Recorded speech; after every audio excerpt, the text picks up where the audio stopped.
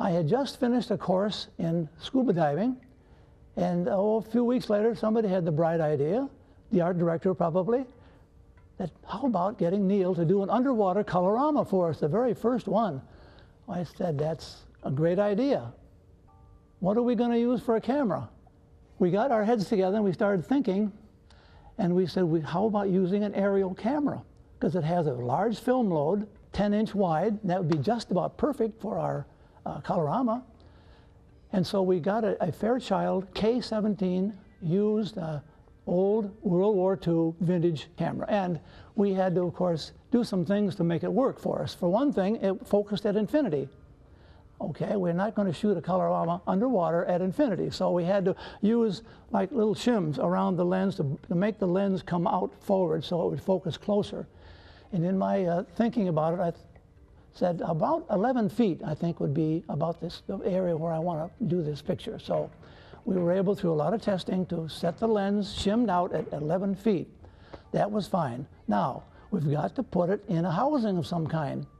That is a big, big camera, but we have to build something to protect it from the water, obviously. So a friend of mine, Milt Shares, here locally, and I got together and we engineered this thing. We used 3/4-inch plexiglass, and so we built this in his basement. And finally, the biggest problem, now how do we crank the film? Because it's powered by electricity when it's in an airplane. How about a crank? By golly, it worked. He inserted it into the side of the camera, and we were able to just do this like the old-time movie makers, you know. By golly, that worked like the nuts. So we tested it in local pools. We went to Florida to test it. Quite a long period to get ready for this thing. By the way, the camera, as an aside, when we had it in the housing and you put it in the water to test it, it floats like a cork because there's a lot of air inside. So we had to do something. It has 8 stainless steel rods, 4 on each side, to make it neutrally buoyant.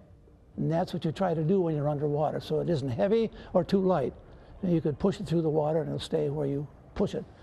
And finally we chose to go to St. Croix in the Virgin Islands with wonderful coral and a lot of fish, and I'd been there before and I saw it, and so I chose that as the place to go. So we loaded up and went out there, and the rangers of the national park were very, very helpful, helped with the boats and all the transportation.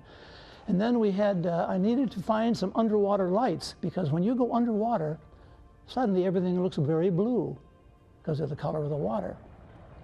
So we found 4 650-watt underwater lights that are able to scatter or put around the colorama site, and we ran it with a generator just above us in a rowboat.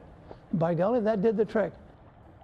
We brought a couple of models, one model from Rochester, George Macios was the male model that we used, and then we hired a young lady, Bunny McNeely in Florida, who was a professional underwater person. So we had the right crew to go with us. So we got a tripod, we had the lights cranked up, and the models in place. The fish, we had quite a time getting the fish to stay around with all this activity. So we finally bought a bunch of chicken legs, frozen chicken legs, and put them around, and then they came to eat the chicken leg. It took them about 20 minutes to eat a chicken leg, then we'd scatter some more. So, you know, you have to use a lot of tricks, but it all worked, and finally it was successful. So that was probably my biggest technological challenge of all time.